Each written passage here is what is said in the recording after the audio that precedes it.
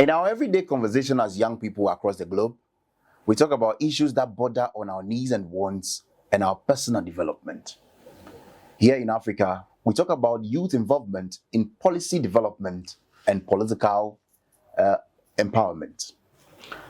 But going into the 2024 election of Ghana, we will talk about issues that border on the lines of the young people and how the public is analyzing these issues. Reasons are the 2024 elections will be determined by the young people of our country, and the need to analyze the policies that address their needs and wants, policies that involve them in decision making, and policies that empower them to be individuals of their own visions and dreams. And today, I welcome you to the public opinion once again to discuss issues of responsiveness of political parties and the nuances that are involved in this policy development for our future as young people. I have Julian, who has been into policy development of young people over the years. Hi, Julian. How are you, Kwame? I'm happy to be here with you. Thank you so much, and welcome to the Public Opinion Podcast, the nation's best and young people's, favorite podcast currently. It's impressive. It's a very great year for young people. 2024 lies at the heart of our country's development program. It's a very exciting year for all of us because we have an opportunity to cast our ballot and to determine how our country's outlook should be and who should lead us, as whether the leader of the country has a consequential effect on our country's outcome. December 7th will determine that, and we are happy to be part of this journey, and it's exciting for all of us. Right. So there are issues of young people having different, social classes currently. When we bought that one on Africa, you realize that most African young people are now either taking power aggressively or by military fanfare. Others are also engaging in politics of making money, and others also feel that it's a smart way to make money. Do you think that the young people, we have a dream? See, really, the conversation now is by researchers is about whether democracy in the form that we have now is giving dividends to young people, as well as democracy is truly the true which we can develop our nations. In 1957, our founding president Nkrumah won for us black independence, that our country will be respected for its black identity. We were able to build our own development program, and that the Guinean has the capacity, the intellectual might, and has the energy and the character strength to build a nation that's respected among the community of nations. We have been on that path. We have gone through the democratic experiments. We had along the line it was truncated, but we have a very lasting democracy now through the architecture of the 1992 Constitution.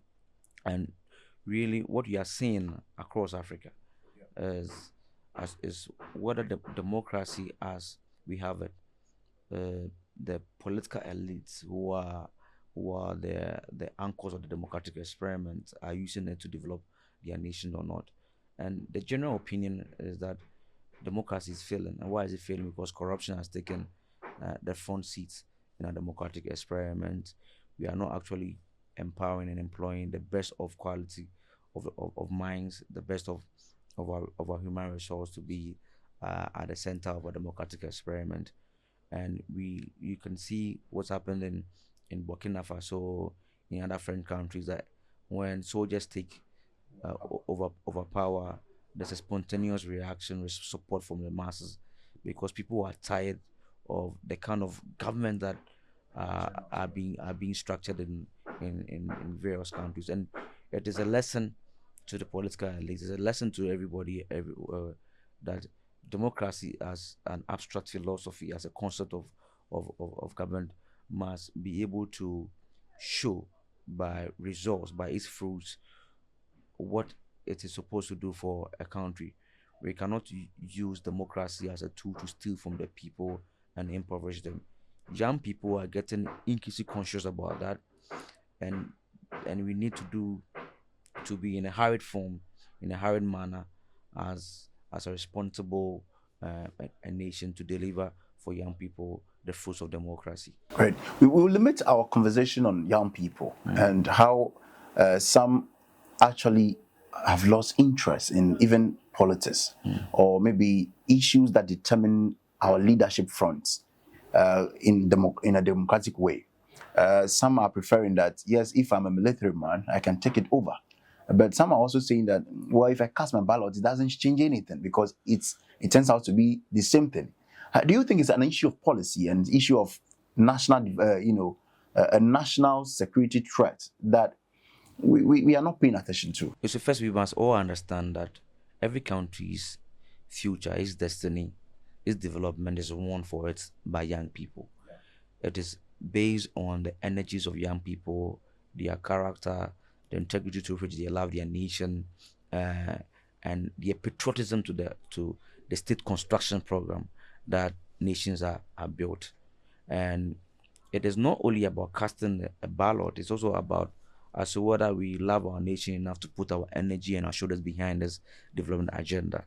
And the reason why people are walking away from the polling stations and from the election program itself is because they think what they have seen that probably politicians and their friends and their cronies are not actually using the forces of government to deliver for them a good nation, but they are using that to enrich themselves, and people are getting increasingly uh, uncomfortable about the political system and political leaders. That's why young people have all these issues about democratization. But I'll tell you that we need to have a democratic experiment because it is the only true through which you can have participatory nation building program that we can actually share ideas however heated it is. We can even be able to make mistakes in a democratic experiment into our government, but we can correct it through elections.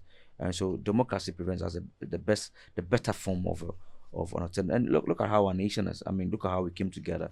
We are we are a state of different nations. When I say different nations, I mean different ethnic origins. I mean, we are such a very beautiful republic that people come from different ethnic groups. I mean different societies, and we came together in 1957 through the vision, the foresight of Nkrumah under Republican concept.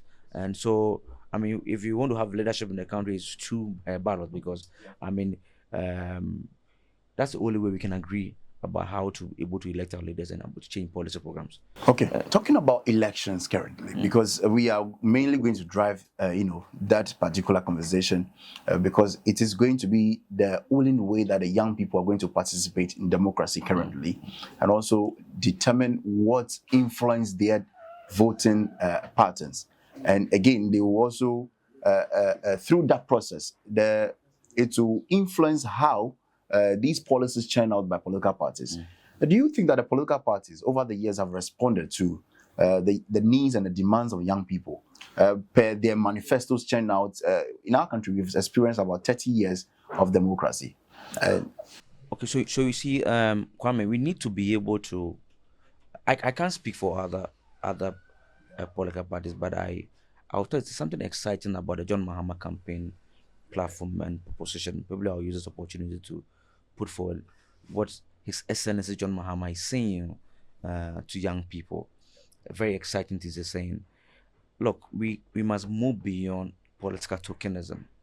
Young people actually need a government that responds to their needs, a government that gives opportunities to people, irrespective of where they were born, whatever their abilities are. They must be able to flourish in our democratic state. So, what is John Mahama saying on this campaign platform? But before we unpack John Mahama's, campaign about on the youth, I wanted to talk about whether the young people currently, some are being used as tools of political violence.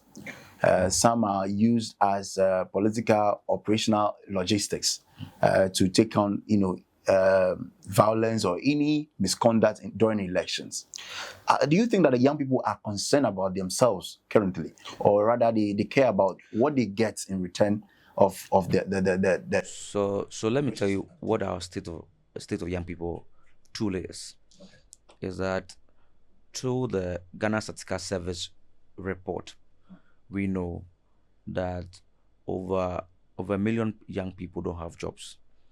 If you want to include those in the bracket of vulnerable work, that number increases and it is scary. Um, we also know that yeah, young people don't have opportunities. They're locked out of the opportunities circles, and you can see that that's the function of what is happening in our republic. You see, the tag market is increasing, so you have too many people, young people, who are involved in what you have come to call land guards. That we have to even build a create, draft a new legislation to arrest that problem.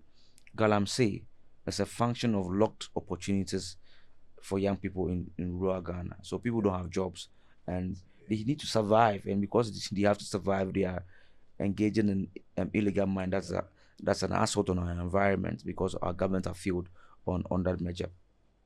Look at what's happening with young people who are going to um, taking drugs or form of drugs in lots of social vices. Look at how our young girls are at the mercy of the balance of power in their corporate office in the schools because they need to do something to get jobs. It is sad. It is getting very sad out there, and education is getting expensive, especially at the tertiary level.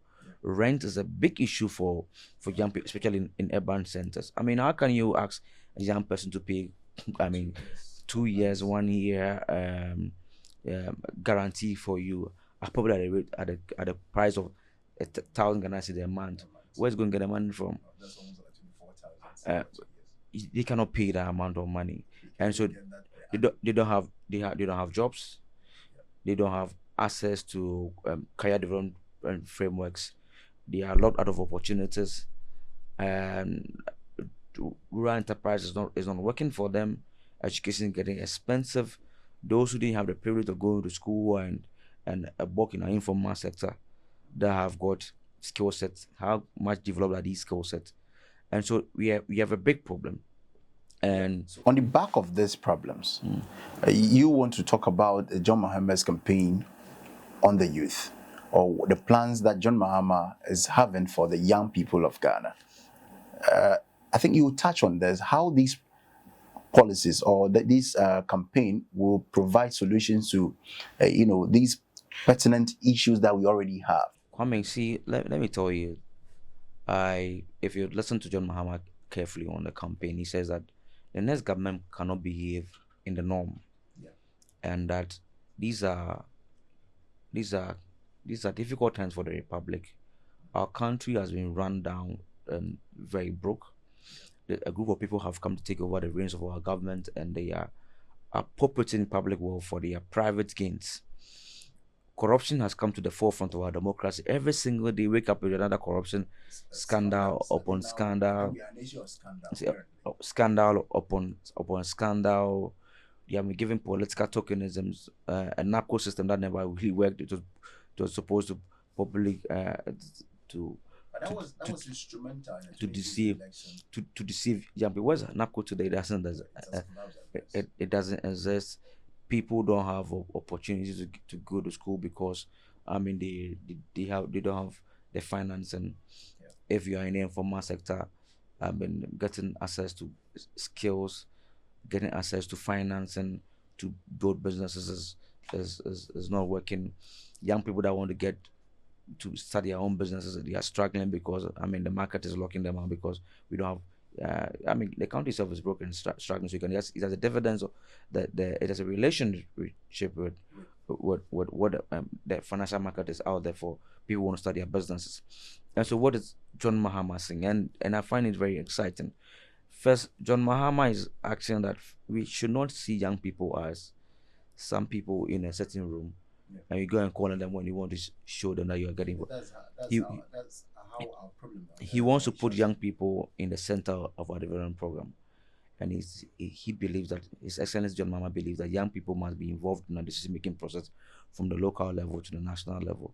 What he's saying, he's setting up what they call the Ministry of Youth Development as a pure focus for young people's agenda. So on that, we already have the Youth Development Ministry of Sports and Youth, of which I personally disagree with combining the two because of the focus on sports. Once we neglect our young people, not all of us, particularly, especially me, who is not involved in sports, I don't see myself belonging to that because the focus is always Ghana Black Star, like the football stuff, which I don't find, So there's a trajectory to that. I mean, what is the historical antecedent to that situation? We boxed youth and sports into one ministry. As a young people, like we are just concerned about football and sport. Young people's concerns are beyond are not only about sports. Yeah. Young people want to find opportunities. So if the youth ministry, the youth and sport ministry as exists today, has 3 agencies within its setup: the National Sports College, the National Youth Authority, another one that is also into sports. It is same John Mahama, His Excellency, in 2016 that went to Parliament and crafted a legislation that provided financing for the National Authority. That 5% of the money gained by our District Common Fund must go into financing the National Youth Authority. It is that money that the MPP has used to build the parks, what they call the astroturfs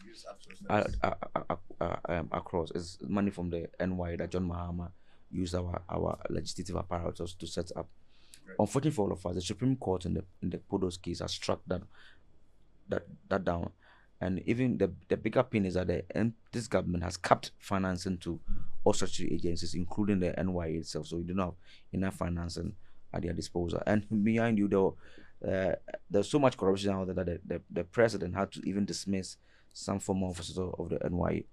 So what His Excellency John Mahama is saying is that we must integrate young people's what they expect of their nation, their hopes, their goals, their ideals into our national development framework on the local level to the national level. So you have a youth development ministry that focuses on young people's development across or coordinate young people development in other ministries, and also focus on truly on young people's development. Secondly, he says that he's going to put into place the most youth friendly cabinet in our republic's history. I think Professor Mills started that particular agenda by involving a lot of young people in his administration. If the bulk of our population are young people, I mean, it speaks to tell that we need to bring young people into the center of where the decisions are being made. And I think within the John Mahama says that we need to build our country with the best of our human capital, human resource. Yeah. So you have so many young people who have schooled, educated with enough skill sets. They have the knowledge, they have the exposure, and can come into the center of our government and deliver on young people's vision for them. And that's what His Excellency wants to do. And beyond that, what is John Mahama saying? You see, we need to, the NDC in the 1980s started what we call gratis. Yeah. The purpose of gratis was to scale up the development of SMEs and expand its scope. What His Excellency wants to do is to give every young person in the country who wants to start a business the opportunity to be able to get financing from a financial powerhouse. Right now, young people don't have assets, the collateral rather than advances loans and stuff. Is that not part of the youth start? So I'll explain what we want to do. What he wants to do is to establish a microcredit facility that young people can be able to apply and get competitive financing funds to start their business. It means that whether you are in Wale Wale, whether you are in Bolibambo, whether you are in Kumasi, whether you are in Bonre, whether you are in Ho, as long as you dream of starting a business. Is this going to be stationed at the district offices, or? I mean, it's a financing scheme, so I mean, the implementation will decide how it's going to scale up. But what the focus is to make sure that funding is available for young people that want to start a business. Beyond that, in the past, we have given funds to young people without teaching them how to be able to use the financing. And so if we want to scale up SME development in a country, we must teach the people young people the right competences to use the finances very well. So it's essentially it's promising to put up um, enterprise support schemes in all the districts and put young people who are violent, auditing, writing up finance pitches, business development and stuff, and so that people can have access to them, like how we have um, um, extension officer for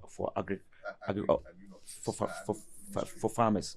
So these are, let me say, these are people that are going to help people build their businesses and help them at no fee, and these are states in the district, I and think that's also going to create an employment for the young people. it's very impressive. It means that, and then what he wants to do is to establish um, a program that creates not less than 10,000 businesses annually. So in a year, you have 40,000 new businesses set up by young people across the country. It's impressive. It's very amazing because our brothers in Nigeria are doing 3,000 annually. In Rwanda, they are doing just about that number. John Mahama wants to make this republic a country that functions by yes, by accelerating our business incubation program. So just imagine Ghana is a place that every other year 10,000 new businesses set up by young people are emerging, and when your SMEs are expanding and you are increasing more the number, your economy expands, and then you take charge of your own affairs. That's what we want to do. Instead of and number, he also has also promised to also set up a $50 million fintech um, facility. I wanted to come to that. Whether the small scale businesses are also, should there be an attempt, let's say I want to engage into into the fintech business, or I have a certain idea about into the tech industry that I want to inculcate that into the financial sector as well. Would I also get funding from that, or I'm going to be trained? That's how exciting it is. I mean, so the microcredit facility for young people is different from the fintech facility. So, and we need to mop up financing because growth it determines a lot. There's a relation between growth and funding. I mean, people say that growth is a function of how much financing you are increasing. So you would mop up financing. People use ideas, breakthrough ideas, innovations to set up financing technologies so that we can be able to raise more capital to finance our businesses. And fintech is a young people's space. We can do a lot of millions of dollars here and create big companies here in Ghana that will take the fintech. It's not only about developing the fintech products for Ghana. We can use that fintech product in our West African sub-region, so that Ghana will become a champion of exporting fintech products to Burkina Faso, to Mali, to Senegal, to Sierra Leone, to Nigeria. Because this is who we are. That's how resilient the Ghanaian entrepreneurs spirit is, really. Beyond that, what is John Mahama? John Mahama is establishing what is called a women bank. Yes, so I wanted to come to that because there has been a public conversation on how is this going to work out, because setting up a bank for just women, is it only women that are going to save there? So let me tell you why it is so. I mean, this is a very forward-looking political leader. The research out there, the verdict out there. MasterCard is even give money to banks in Ghana. You know why they are doing that? It's because women find it very difficult to get access to credit, but women are in the majority population, especially in Ghana, in the entrepreneurial space. I think they are even the leaders in terms of, we want to get to Makola, Kotokraba, any of these markets. So they set up the markets. And then if you want your products to go out there, the markets must be existing. We can build our local economies and make sure we develop new markets for them. So what John Mahama is guaranteed is that women will not go through the stress of accessing finance. And I'm going to talk about women, 24-year-old women, 23-year-old women, 35-year-old women, 50-year-old women. And for young women, that's also an available opportunity to get finance to start a business. There's a young woman who set up a clothing line. Always see her promoting the clothing line on social media. For people like her, they can get access to finance to expand their clothing line, to make sure that that clothing line, their clothing line lands in on the market in London, in America, in Copenhagen, in Abuja, wherever they can, if their energy and their ambitions are able to meet up with what John Mahama is promising out there. And so that's for. And the other thing what John Mahama wants to do is, look, we have too many talks about how we must formalize our informal sector so that we bring them into a proper, able to capture their data and be able to direct progress in the informal sector. Would that also help us to So let me tell you revenue? the pain between twins. So twins born from the same born from the same womb. Let's say your name Kwame and another Kwame. So the other person is 20. They are all 28 years now. The other chose to do carpentry. Another one tries to probably sell on the market. The person now, they never want to school. Man, they want to go to school. The University of Ghana gives an opportunity to what they call mature entrance program. Because when you're 25 years, they write the exams, they come and they can get a degree in banking. But for the other one who wants to be a carpenter, how able to validate their skill set? Are we going to have something far different from TVET? John Mahama is promising about one of the most progressive and decisive interventions ever for the informal sector in this campaign. He's going to what we call step up program. That's a prior recognition program to validate the skill set of people in the informal sector. Okay. So yeah, you are a mason, you are a mechanic, you are into clothing, seamstress, you are all sort of all the variances and the diverse nature of technical schools and that. He's going to employ our vocational schools and technical universities to be able to run a validation program to give them certificates to validate their skills. What you do with that is that first you give them an opportunity to develop professionally, and number two, you give them better access to employment, and it also helps their mobility if they are living in the country so that they can have something to validate their skill set.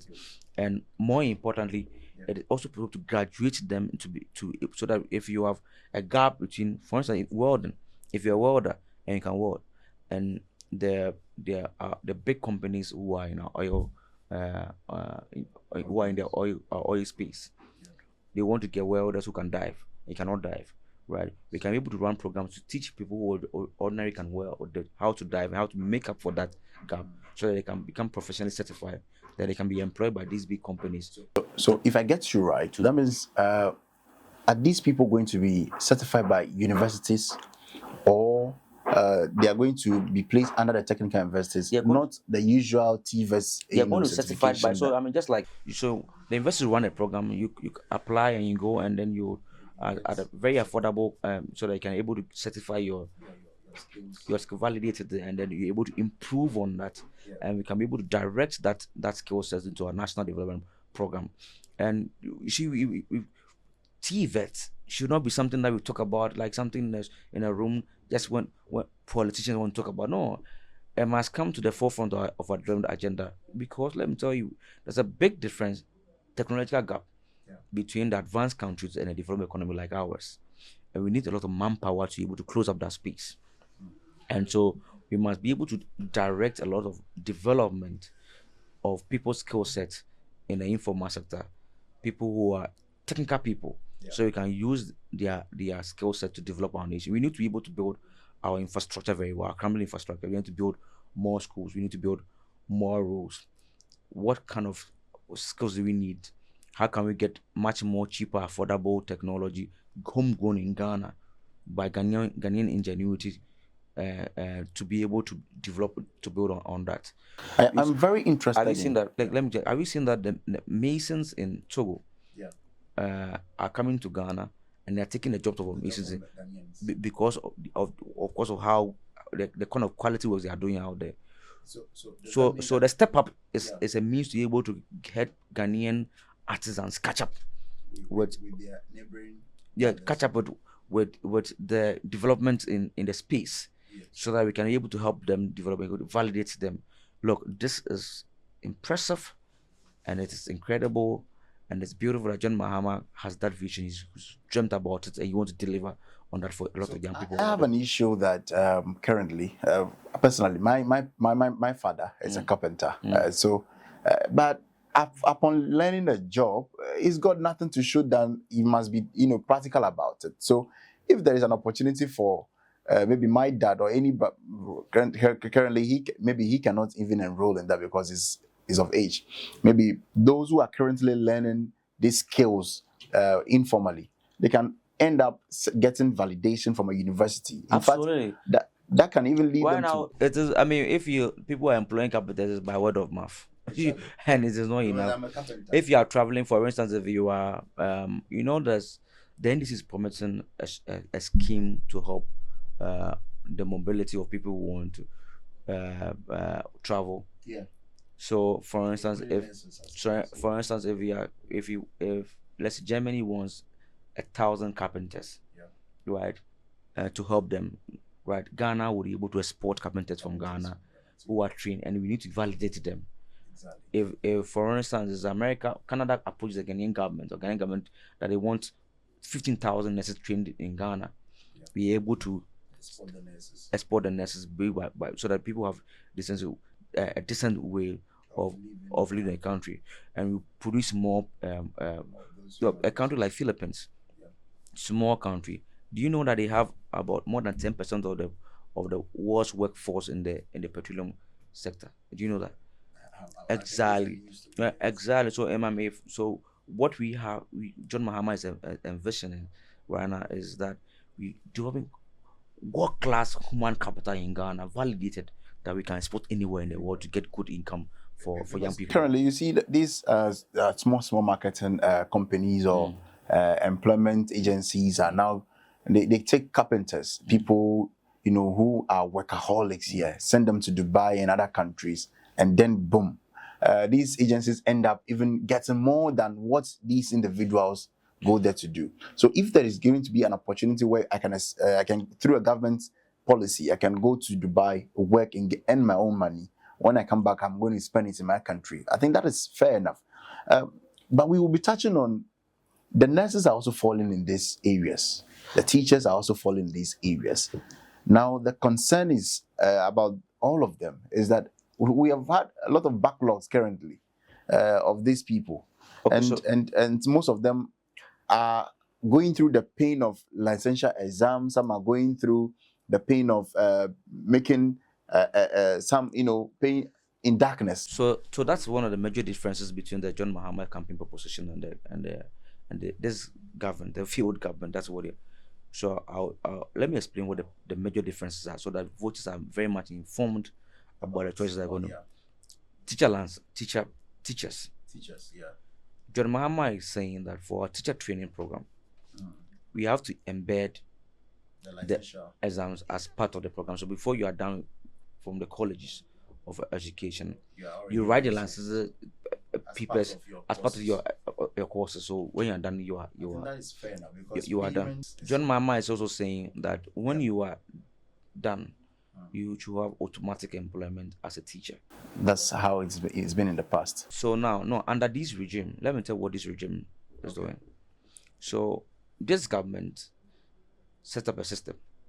So people who are done with from the College of Education, they get their degrees, and then they call them back to write their lances exams, and it is in a way that about more than half fail. Is that number two? So let me tell you what's happening. Number two is that they also put up a quota system to determine how many teachers are going to be employed, how many teacher trainees will be admitted into the schools. John Mama says you abolish the quota system so you can now expand the space and get more people into that system. So now with the current government system, what they do is that you are done with school, you write your exams, you fail. Okay. So a lot of people have failed. Some have failed 3 times, they are home. Those that pass, you stay at home for 2 years, they are not called you back to employ you. Is it because there is no school to teach? And when they call you, they let you go and do national service. So in the past, just after school you're employed, you get, I think, a little bit, 1,500 Ghana cedis per month as a teacher. I don't know the exact amount, but now you do national service. You are paid 720 cedis, right? Yeah. So it means that it is 1,005 minus 7. So you have been shorting about 800 cedis for the 12 months. 12 months that you are teaching, and so they cheat them, and then and so what John Mama is saying is that automatic qualification, no national service for you, and we also make sure that by the time you are done, you write your license exams in the schools. And it to be part of the teaching pedagogy for you, and so that you don't have to go through the pain they go through when they are done with school. More importantly, it is this same John Mahama, His Excellency, who uplifted the qualification program for teacher trainees to degree holders, so that you can just go and do your postgraduate from school, so that to improve the pedagogy, because the quality of teaching that you give teacher trainees is a function of how they teach the pupils in your schools, the pupils in your schools. So we want to improve that. We want to make sure that the classroom experience is exciting for both the teacher and the student, and the teaching experience for the training experience for teacher trainees at the school level. It's also very exciting. That's John Mahama's promise, and I'll tell you what's exciting about that. You remember that when Professor Nana Jinopoko Ajiman, John Mahama's running mates, was the Minister for Education. He makes sure that he reduces truancy or among truancy of pupils in schools, and also reduce teacher absenteeism in schools by making sure that we have proper monitoring and evaluation systems by the Ghana Education Service. It is also here, incredibly, in the past, when he filled the BEC, that's it for you. You are left out. She introduced the incredible research policy for BEC. People who take the BEC and fill, so they have opportunity to write, pass, and get back. If you can write WASI again to another, why can't you write a BEC? So just imagine how many children, people Ghana have cut their ambitions in life because they failed the BEC in the past. It is John Mahama that opened up the space for people to be able to write through the incentives and the vision of Professor Nana Opoku Ajiman. The public is currently debating on the quality of education among our young people, or as young people. The public is debating the quality of education that we are currently receiving, and how these young people in schools are also being very truant. And the debate is on. It's more of like, it is normal among the teachers that, Charlie, you can't do anything about it. You have to just go by it, because if you do so, maybe there may be a political leader that will come and warn you even in the school. That's one of the things that will happen, especially in the last 7 years. Yes. That's very sad. The way we have politicized education delivery, education. Is that not a toy with our future? How we have allowed partisan bigotry to play the center stage in our education delivery program. And that's one of the things that Senator John Mahama says the country must walk away from. You don't build schools. People build schools, and then you rename them. You name them, and then you give them the names of partisan stalwarts in your political party. It's a very sad development. And that's not nationalistic enough. Teachers who complain about the quality of feeding in their schools are dismissed. People who give who render opinions about what is happening is sad. To the extent that we have to spend over 400 million Ghana cedis out of poor taxpayers' money to print, to photocopy past questions for SSC people writing. It's very sad. And mind you, this photocopy was not done in Ghana; it was done in China. So we have Newtown. So what Senator John Mahama wants to do is to go back to what we were doing. Under him, every student had 4 textbooks. And so let me tell you what's so beautiful about some of the things he was doing in the past. We need to make sure that we become a champion of education for people across all our demographics, wherever you're coming from, wherever you live, wherever you were born. So first, He provided free school uniforms. Yes. Because if you the research showed that uniforms were part of the cost burden for parents and guardians. Yeah. Sandals. Just imagine somebody walking a mile two barefooted, a young girl, a child. So at, it's a at, feelings of at confidence. 12 years, their confidence wanes. It's so sad. Yeah. Young girls who didn't have access to menstrual sanitary pads, and they are left out. I think in one of his they never get to the classrooms. in one of his engagements, he promised that he will surely return the free sharing of sanitary pads. So- And checking the 2020 manifesto, It's not only about providing again. What Senator John Mahama is promising is that we will build factories in Ghana that will use local products to provide the best form of sanitary pads. So you are doing two things at the same time. You are providing sanitary pads for young girls, and you are providing jobs. And you are also creating new companies so that we can even export some of these products if we're able to do this in large scale. He also want to make sure that we remove more schools. These schools are under trees. John Mahama ended the shift system in Ghana. The afternoon morning.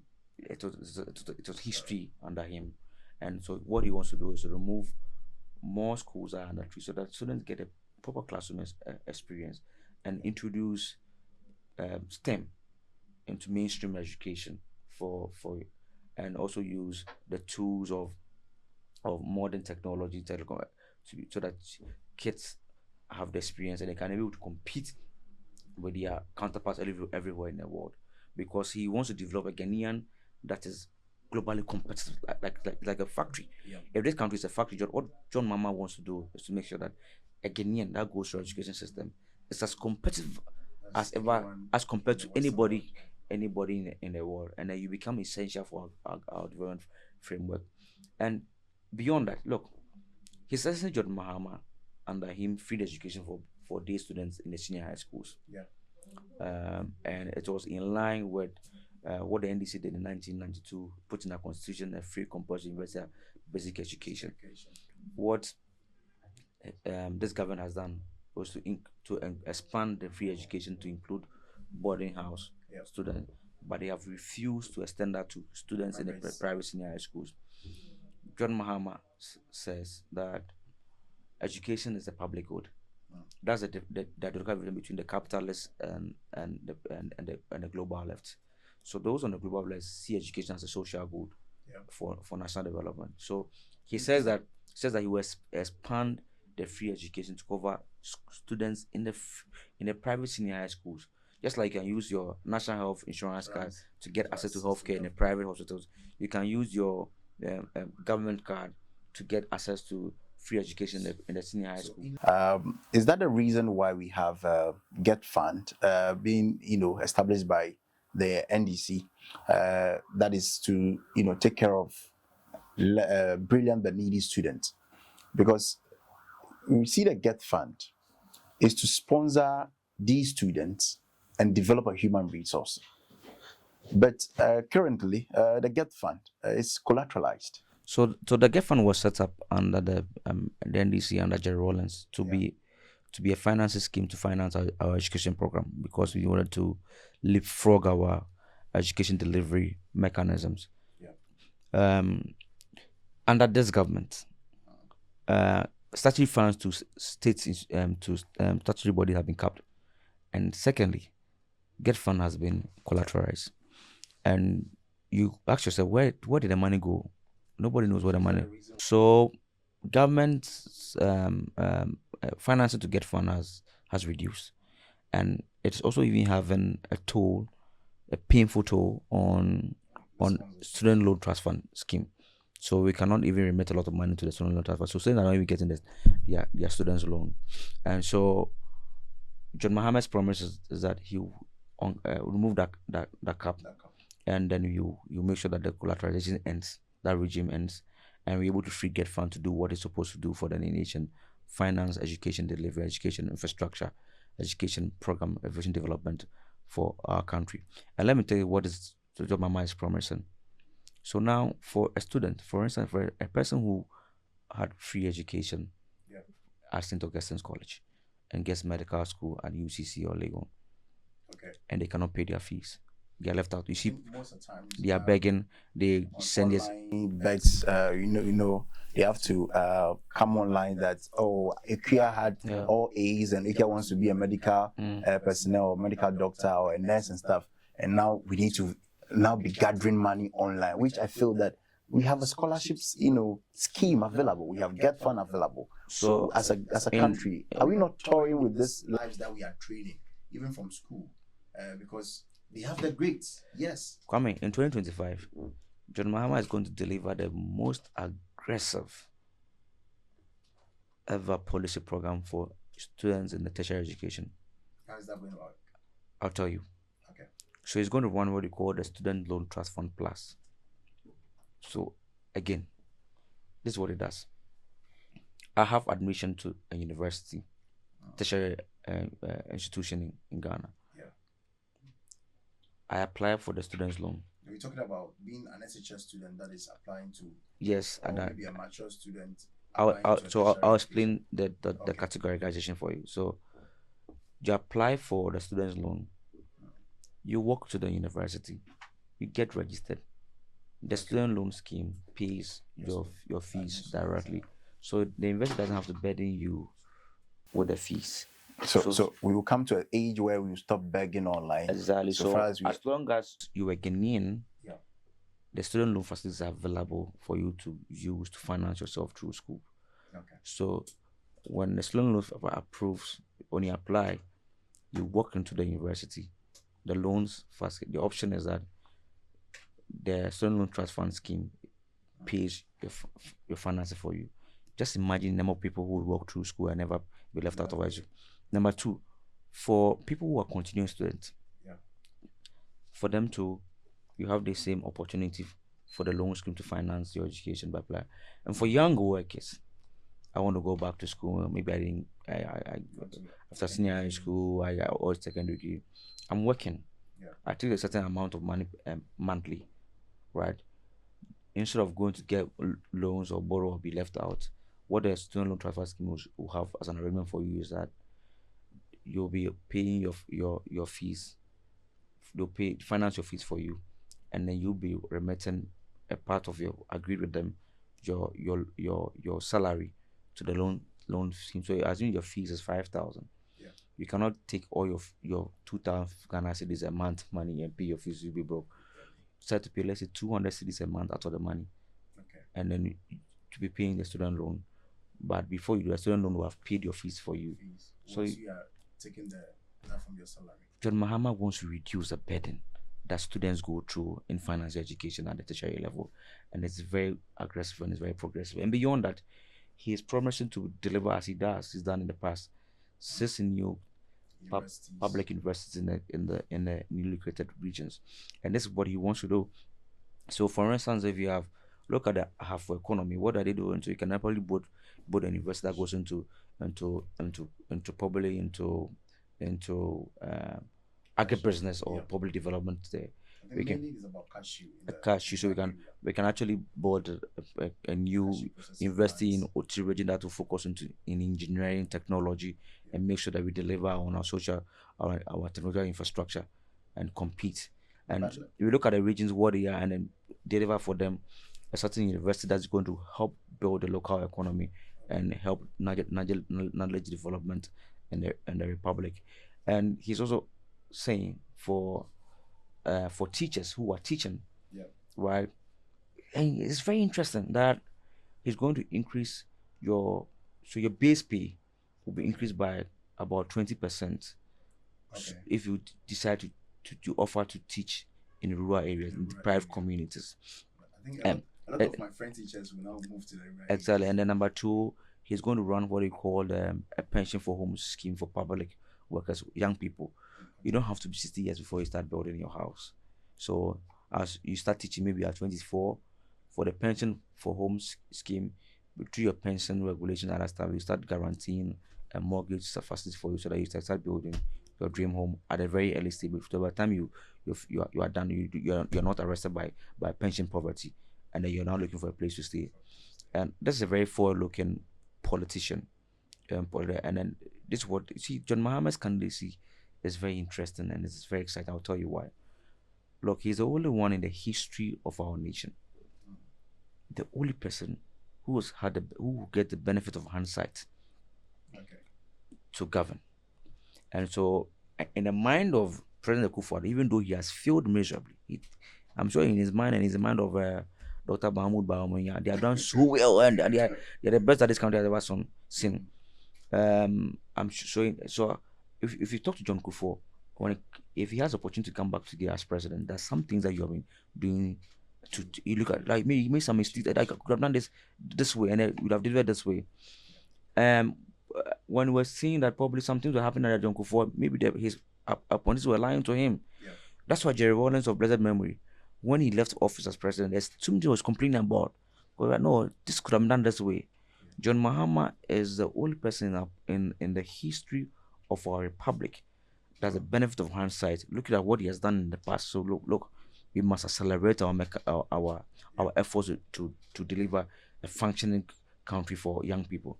And that's why I am particularly impressed that he's in the position that of being somebody that cannot be controlled by the political elites at the top there. We need our own Magafuli as a republic. We need a politician who is able to take the decision for the people and not by pandering to the political elites. And John Mahama, as where he sits now, is the only one with the benefit of hindsight and the benefit of that opportunity to deliver for himself a republic that functions for young people. And that's why I think if you have an opportunity to vote, it is better to vote for John Mahama, believing that he will correct all the wrongs that we have seen now and that we talk about. Now he's a citizen. Yeah. He's not the president. He knows the things that we complain about. As I said, he understands it's in a better way than any other person who's a candidate in this election. And so when he comes into the seat as a president, he knows what to do from day one to make sure that these things are corrected for the benefit of people. As young people, I think most of the policy propositions that you've mentioned are aggressive towards the development of young people in our country. John Mahama's banner campaign is a 24-hour economy. What is in for young people? Because we are going to end up developing a lot of human resource. How is this young people are going to fit properly in a 24-hour economy? Come on, let me explain to you. You know, have you ever heard this thing they say that every good imported is job exported? Exactly. Look, where we are in our republic right now, if you want to change the state of our economy, we want to be able to take our country back for ourselves, we must increase production.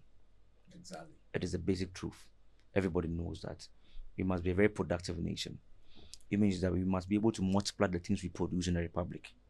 How do you do that? We must have to now open up the time. God has given us the benefit of time. So my friends say that destiny is measured in time.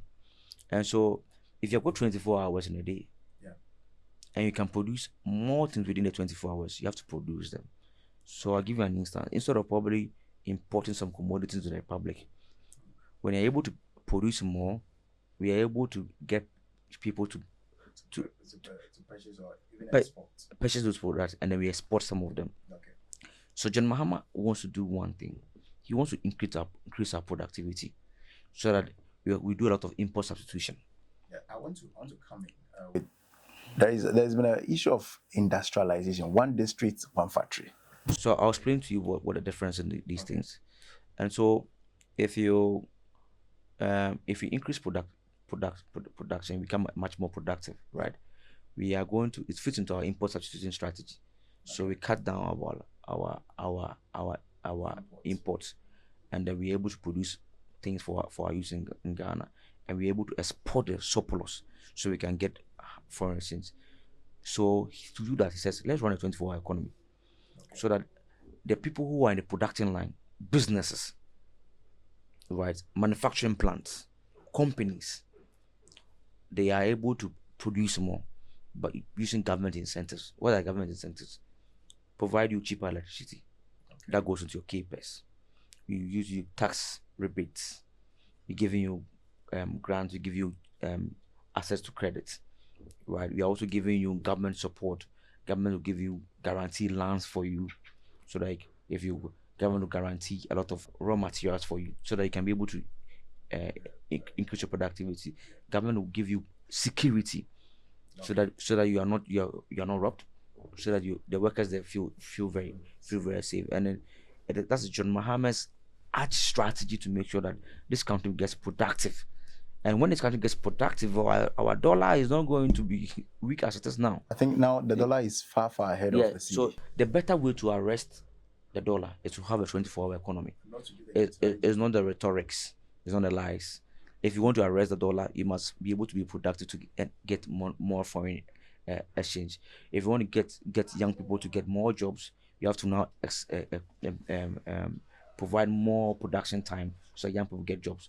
And so by doing that, it's going to probably double up, increase people who are in the security workforce. That's job. Also, companies are going to now hire more people to work for them. That's jobs. And let me tell you what is very interesting also that's happening with this.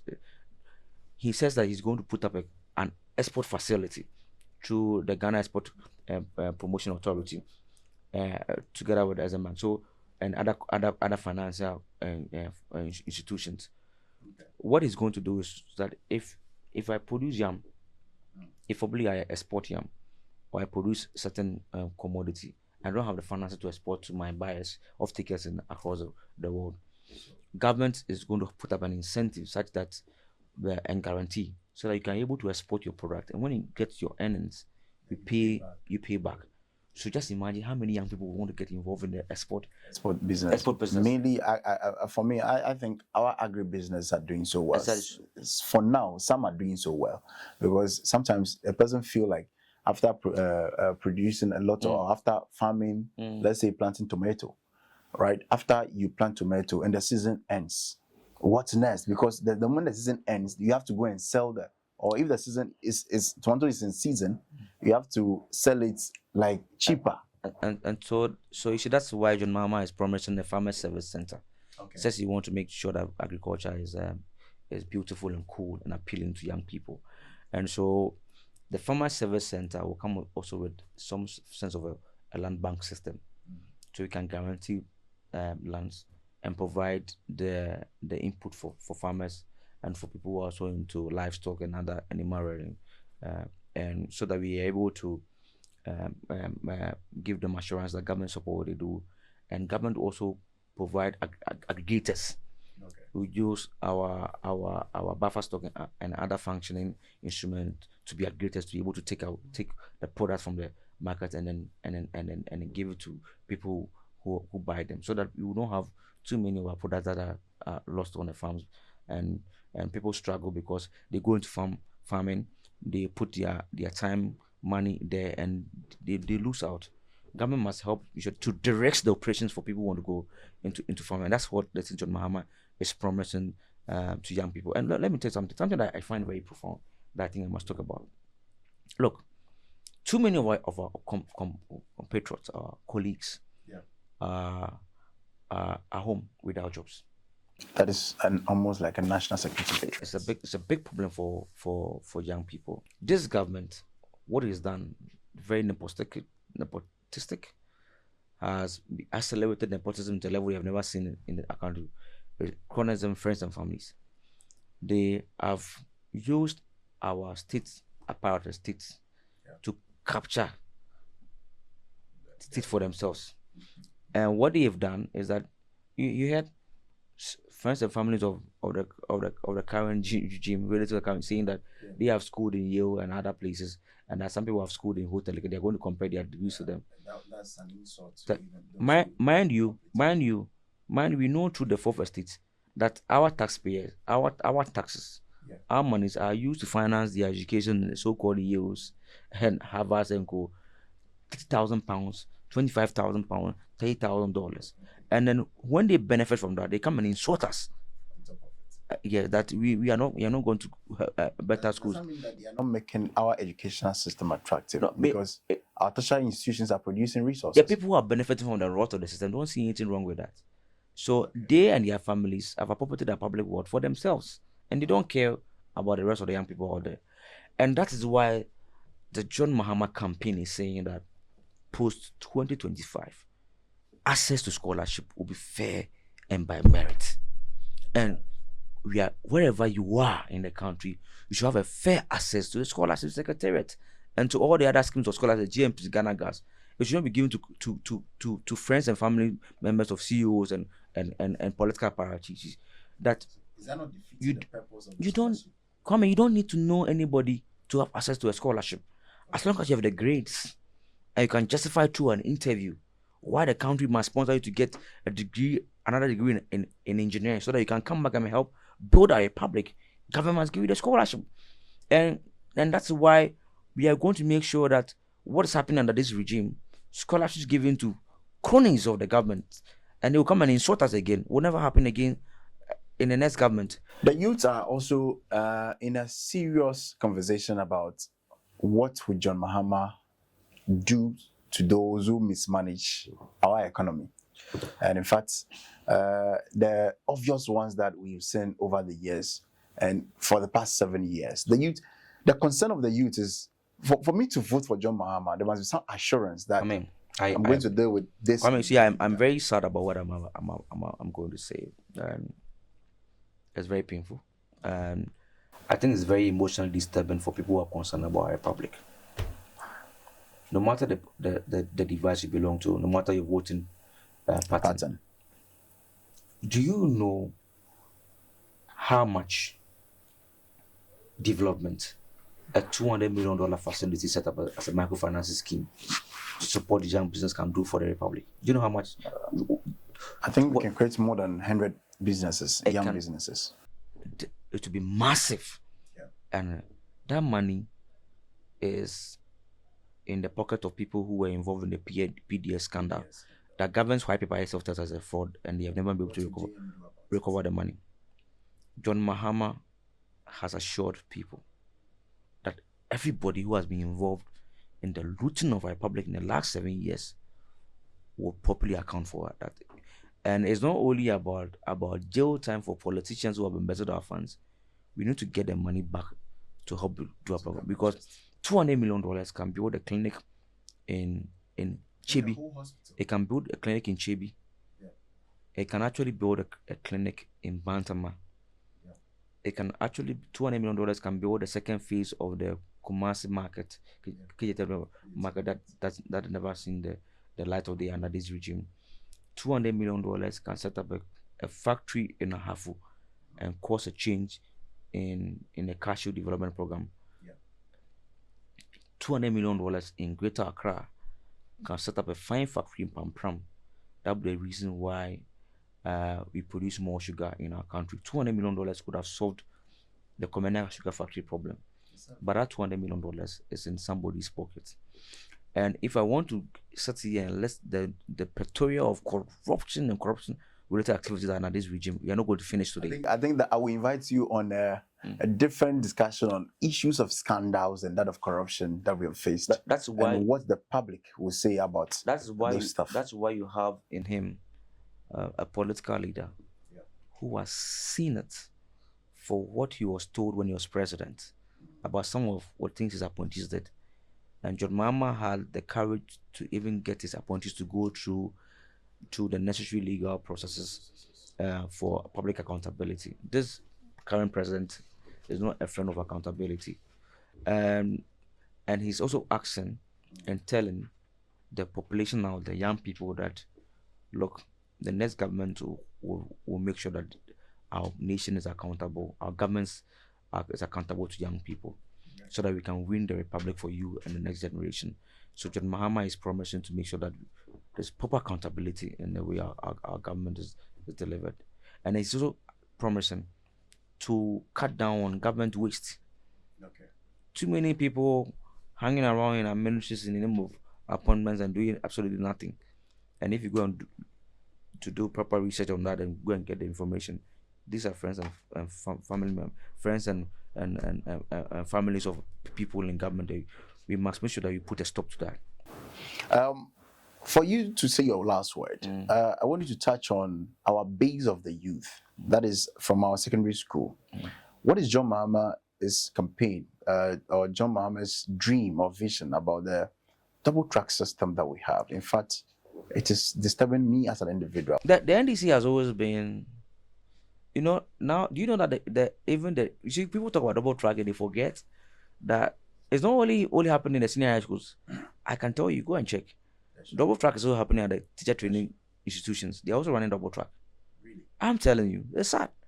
And the NDC position has been there on this matter has been very unambiguous that we will end double track. That's why John Mahama is calling that within the first 100 days of his government, you convene a forum to discuss the future of education, how to have proper financing for free education at the senior high school level and at all levels too. So we need to have a better financial instrument to finance the free education program and to make sure that we also increase our pace in our infrastructure development at the senior high schools level like we did in the past, so that we end the double track and also make sure that teachers have enough comfort through a better emolument regime.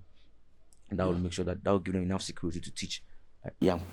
Julian, your last word to the Ghanaian youth and what John Mahama has to, have to offer. Okay, so hello, my friends. Let me put it this way. On 7th December 2024, we have an opportunity to take our country back as young people.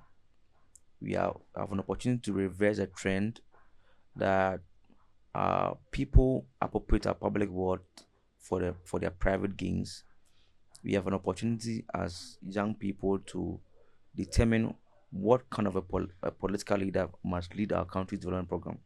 We also have an opportunity to decide whether we are comfortable with the corruption of this government or want a better accountability to redeem our nation from the corruption related issues that we have seen in the last 7 years. We also have an opportunity to decide whether we want a humble person, a sincere, humble person to lead us, or to choose the path of the arrogance we have seen under the last 7 years. More importantly, for young girls, we have an opportunity to decide whether women must take a center stage in a different program. We have been saying this for years, that women must be, we have to increase the number of females in our parliament.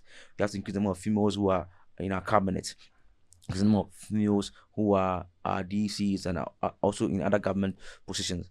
We have, for the first time in our history, a political leader who have chosen to put a woman at the front of our presidency. And we have that in Professor Nana Jane. If you have the opportunity to vote, you are deciding whether generations will look back and say that, look, we put a woman there as vice president, and because we welcome women into our county development program, or we don't. And that's the option that John Mahama gives you. And John Mahama is saying that he's going to build a country that focuses on you, accountability, forward looking. You want to use the 24-hour economy to get your job. If you have been home for the last 80 years, you don't have a job, and you are suffering. If you are a person who wants to go into the university and you don't have access to finance to go to school, wherever you are in the country, if you want a job, is a concern. If a person that want to build on your skill set and have validation for in the informal sector, have certificate to guarantee that you are a good carpenter, a good mason, you're a good mechanic, John Mahama is there for you. You know him for his honest, sincere politician. He's not that person that, and you also have the last opportunity you have, which I must say to you for you to discuss in your homes. You have to choose between the John Mahama proposition and the Dr. Baumia campaign. There's a choice between people, one person who has never in his political life weaponized religion for anything, and somebody in 2016 who came to you and told you vote for him because he belongs to a certain religion. Somebody who has mocked John Mahama because he quoted the Quran as an Islamic function. Just imagine that John Mahama mocks Dr. Bomia because he quoted scriptures. I mean, you see the difference in the character of the two people. John Mahama is not somebody who is a religious bigot. He is not an extremist, but he's a respectful, humble candidate that you must vote for. Thank you for the opportunity, and God bless us all. Thank you so much, Julian. Arise, Ghana youth, for your country. The nation demands your devotion. And this is the public opinion. My name is Sefashi, and we'll see you soon in our next episode. Bye bye.